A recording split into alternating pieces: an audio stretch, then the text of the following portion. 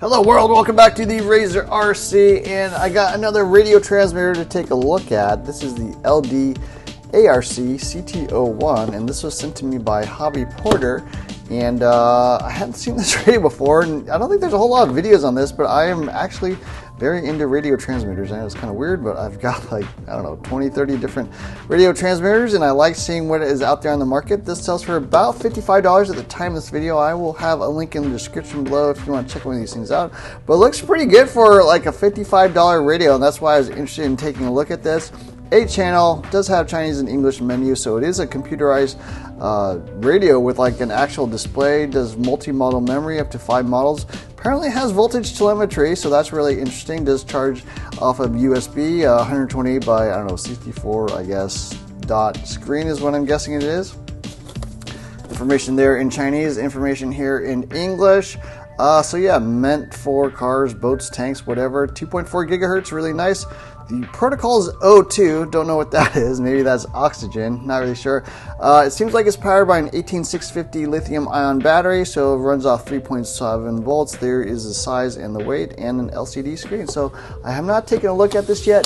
They did also send me a bunch of stickers. It looks like you can kind of customize your radio with different patterns and stuff. But yeah, let's take a look at what's inside the box.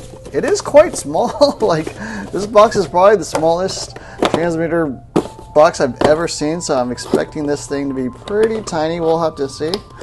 Open up the nice paper box. Here is the transmitter, and yes, as expected, it is quite small. This looks like probably the receiver there, so a little mini receiver, some stickers with kind of a Transformers looking stickers to me, a little bit of information on how to bind the radio, and then it looks like this is the battery. So an 18650 is what it comes with. Looks like you will have to plug that in and charge it, and yeah, that's pretty much it.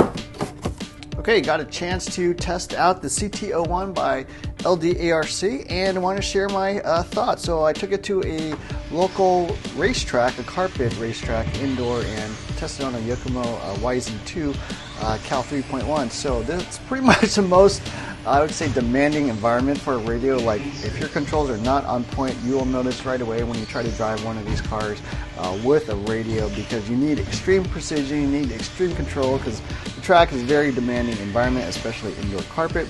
So I want to share kind of the pros and cons after driving it. First off, the pros on the radio. First, it's a really good quality radio. I was shocked at how nice this radio is. The foam wheel feels perfect. The trigger actually feels really, really good. The build quality of the radio itself, even though it's all hard plastic, it's as high as like all my other really, really expensive radios. So I was shocked at how nice this radio actually is. When you have it in your hands, feels really, really good. The build quality is excellent. Switches, everything feels nice. Does have a nice display, of course. Other things. Good response. Actually drives quite well. I would say it's up there with, you know, other $100 radios.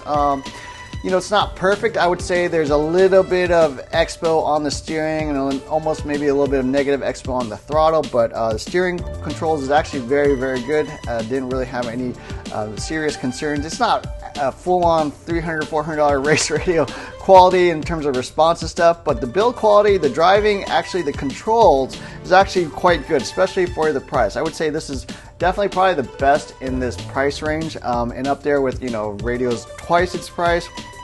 Has really nice features. So it is 8-channel in addition to just obviously steering and throttle channels 1 and 2. You also have B and C.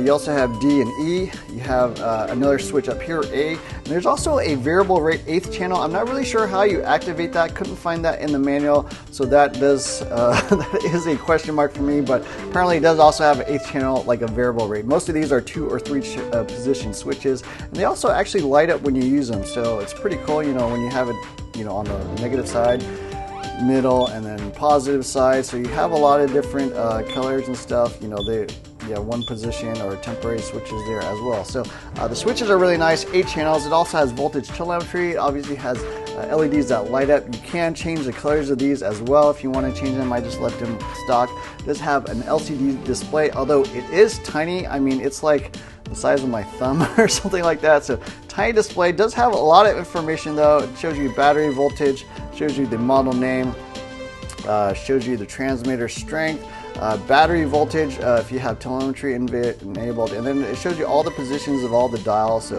you know, the switch 3, 4, I think it's 5 and 6 over here. These are tiny little things.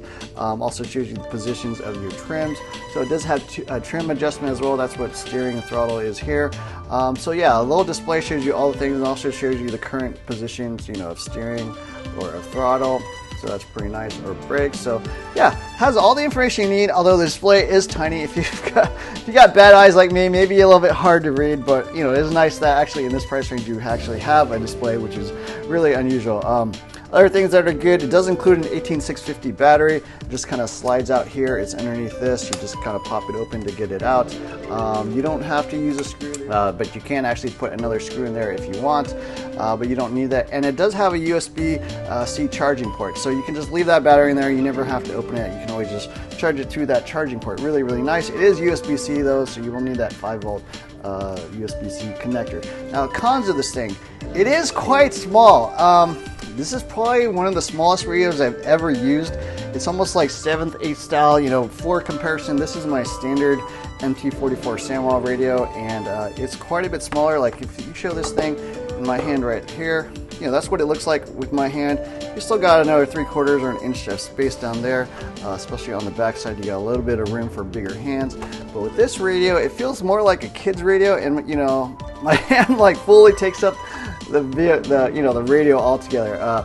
The wheels also actually kind of cramped. So using this radio, it feels a little cramped to me as an adult. I'm going to be honest.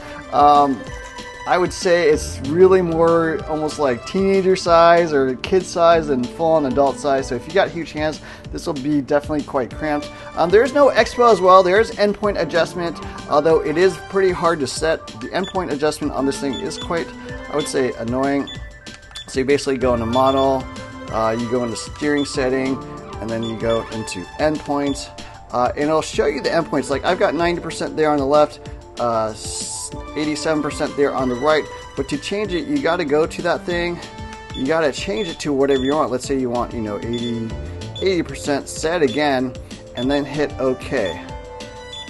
You got to go to OK and then hit it. Until you hit OK, it won't actually adjust anything. So if you're trying to set your endpoints to set your servo, yeah, it is quite difficult because it won't actually do it until you actually enable it, and then you got to test and see if you liked 80%. If not, maybe you need to go a little bit higher, you need to go a little bit lower. So that's how you do it. That was kind of tricky for me to figure out, much more difficult than I think it should or could be. Other things I didn't like, you can't turn off the beep, so the beeping is quite loud on this thing, and as far as I can tell, there's no way to turn it off. There is no manual included in the box, although if you go to the manual here in the settings, you actually see it. You just scan that code and then you can look it up. It is a little bit hard to find within that website. You kind of have to search through there, but you can't actually get the manual. It's half in Chinese, half in English. You'll just have to download it. Other thing is there's no charge cable included, so if you don't have a USB-C charge cable, you know, you're going to have to buy one. I think most people will have one probably, but not everyone will. And you know, for someone that bought this and maybe wants to run it right away, they might be a little bit annoyed that, you know, they have to go out and buy another channel. But yeah, those are my thoughts on this radio. The price on this thing at $55 is pretty good. I think it's actually a really good value in my opinion. At $50, you're like looking at other things like the FlySky FSGT3C or something like that. Build quality on this is way higher than that radio, although that has a much bigger display and stuff. So I would say the value on this is a little bit definitely better than average, and I think even, you know, sometimes you can find this thing cheaper. So yeah, that's my thoughts on the LDARC CT-01.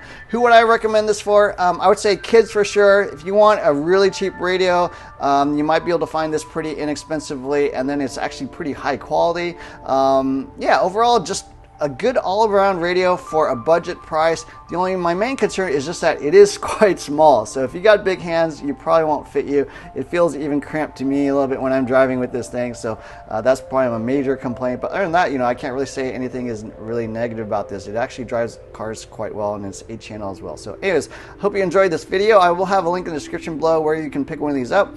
Don't forget to hit the like, share, subscribe buttons. Look for more videos soon. Thanks for watching.